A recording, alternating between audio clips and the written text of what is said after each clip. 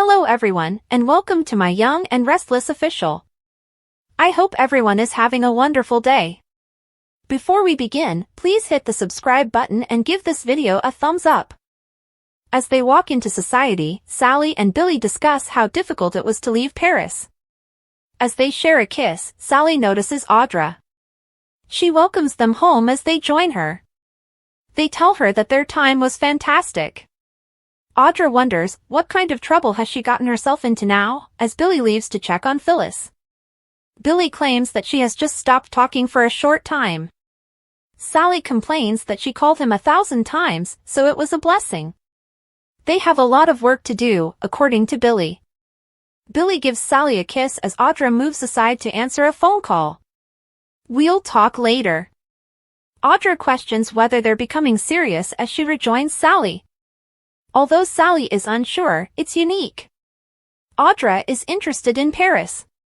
Sally claims that her trip was the happiest of her life, despite Phyllis's interruptions. I'm content. Audra claims that since Adam burnt her, she deserves it. She inquires as to her thoughts about Billy rushing out there to find Phyllis. Audra's Sally is moved to tears. Although Sally dislikes Phyllis, she and Billy get along well at work. It hasn't always worked out, according to Audra. Billy informed her that Abbott Communications will be different, according to Sally.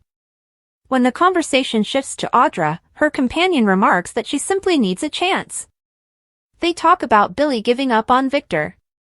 For once, Audra would have wanted to see the mustache fall. Victor never loses, according to Sally, and she's happy Billy understood it.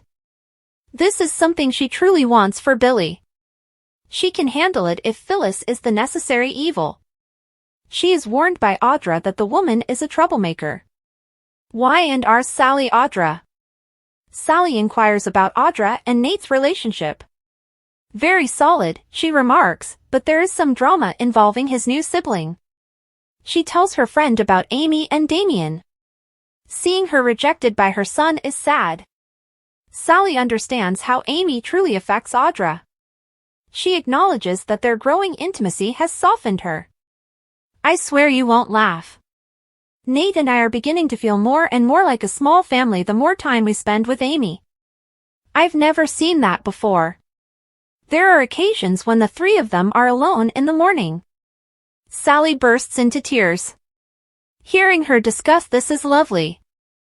Audra's hope is that this will end happily. Holden enters at the same moment. Sally observes the glance that passes between him and Audra.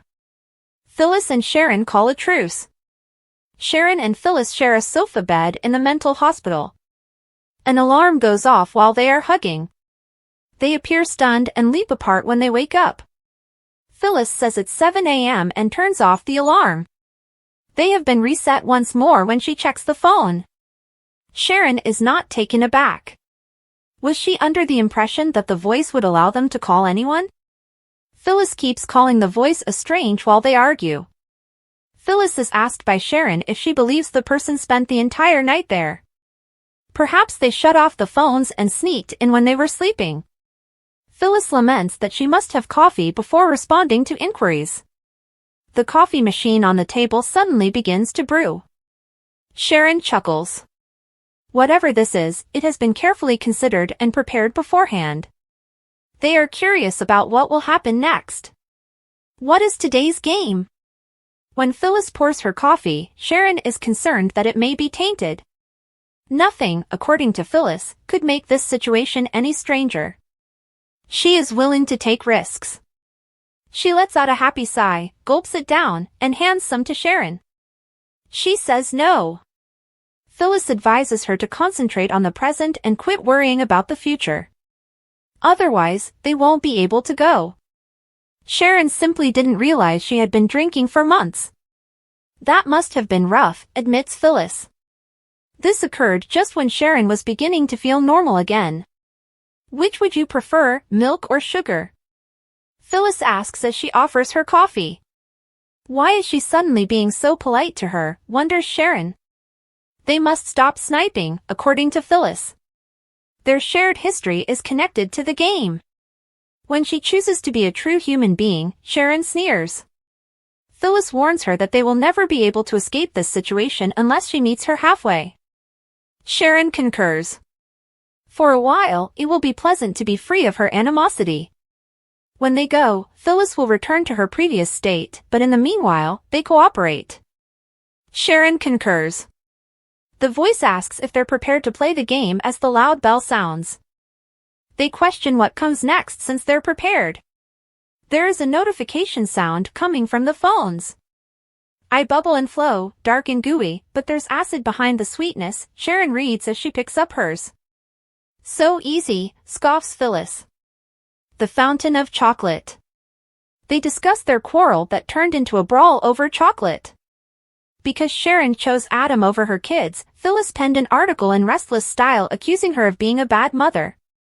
Phyllis has always been a saint, laughs Sharon. After that, she says she's sorry for pushing her into the fountain. It was immature, and she regrets it. She shouldn't have dragged her into the chocolate immediately after her, Phyllis realizes. They joke about smelling like candy bars for weeks after that and concur that it's nice that they've grown up since then. Perhaps that's why we're here, Phyllis muses. Must shift their attention from all of the pointless things they have done to one another to the larger picture. She asks Sharon if she has ever considered the reasons behind their intense animosity. Sharon believes that's clear. Nick. Phyllis gives a nod. Daniel observes Nick's concern. Daniel and Nick analyze the notes from Sharon and Phyllis's phone calls at Crimson Lights. Daniel feels a sense of relief. They are now aware that everything is okay and they need not worry. Yeah, replies Nick. Daniel acknowledges his lack of conviction. According to Nick, the entire situation doesn't make sense to him. The fact that Sharon refused to speak with Faith and Mariah struck him as strange. Sharon would be aware that the girls would become agitated if she were gone for even 5 minutes because they had just gone through hell. Daniel reflects that Phyllis didn't call both of them, just Summer. Nick thinks it's strange that they both went missing and then simultaneously called home. Daniel hopes Nick is wasting his time worrying about nothing. Nick Daniel YNR. For Nick, it's too convenient and clean. Both of them made burner phone calls and decided to depart without bidding farewell to their loved ones simultaneously. Regarding these two, he doesn't think it's good. They decide not to share their suspicions. According to Daniel, Phyllis asked Summer not to tell Billy about her trip. Billy enters and joins them at that moment. They discuss his new business. Phyllis told Nick, which astonished Billy. He vows to remain silent and is unconcerned that it will put Newman Media in competition. Daniel once more expresses gratitude to Billy for the chance. He aspires to leave his imprint and is happy to be on the team. He wants to speak with Phyllis as soon as possible, so he asks whether Daniel has heard from her. Where on earth is she? Billy laments the fact that Phyllis isn't answering his calls. Nick says she's experiencing problems with her phone. Daniel concurs. Billy has to know what's going on since he can sense it.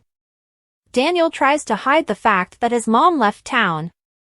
According to Summer, she was attempting to surprise him by bringing up some business matters. This doesn't sound good to Billy. He gets the feeling that Nick is anxious and that more is happening than they are telling him. Nick tells Billy that Phyllis will arrive shortly and that he must leave. When Billy is by himself, he tells Daniel that Nick and him were behaving like two terrified teens. Where on earth is your mother? He complains that once Phyllis told Nick about the business, she is now attending meetings without telling him. He will keep phoning her. If he hears from her first, Daniel consents to give him a call. Nick Daniel Billy YNR. Nick leaves a message on Sharon's burner phone when he gets to the GCAC later. He informs her that the girls would be thrilled to hear from her once he spoke with them. I would, too. More, Graziade talks about her fresh start following heartbreak. Sally is informed by Audra she told Nate a lie. Holden informs Sally that he and Audra are longtime friends from Los Angeles at Crimson Lights. Audra can tell her that he is there for work.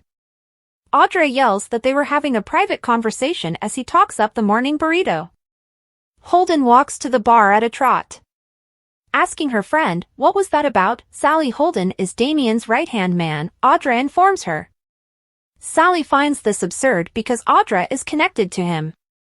Audra claims it becomes more bizarre. When he first arrived in town, he posed as Damien. She acknowledges that she initially kept it from Nate. He's more than simply an old friend, Sally thinks. Audra shrugs, we had a brief relationship. All she wanted was for him to leave. Nate was kind and compassionate when she told him the truth.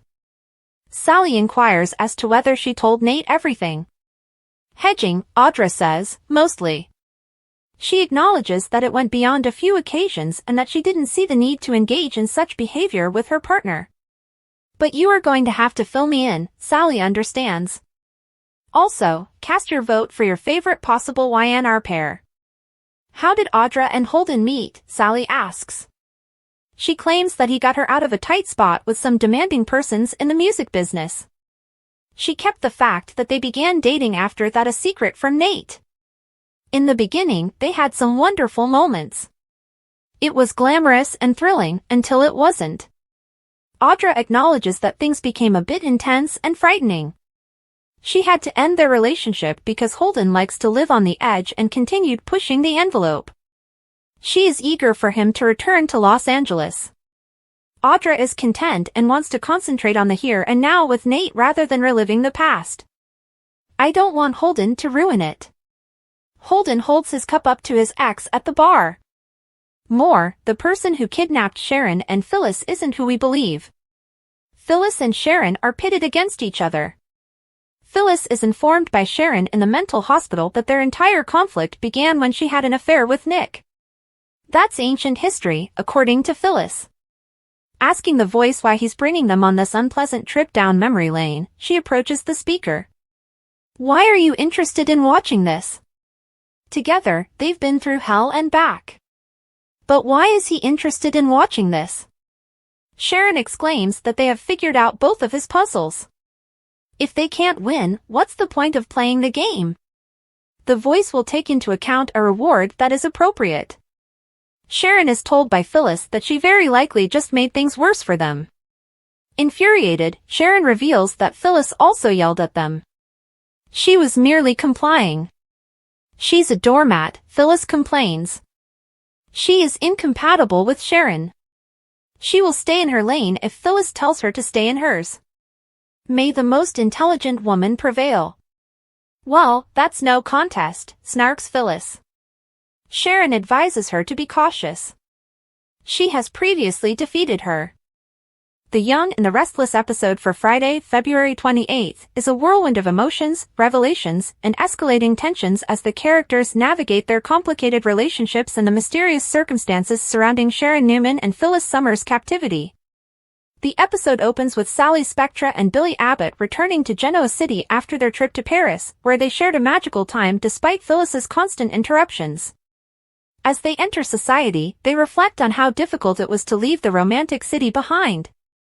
Their conversation is filled with warmth and affection, culminating in a kiss that underscores the growing connection between them. However, their moment is interrupted when Sally spots Audra Charles, who welcomes them home with a mix of curiosity and skepticism.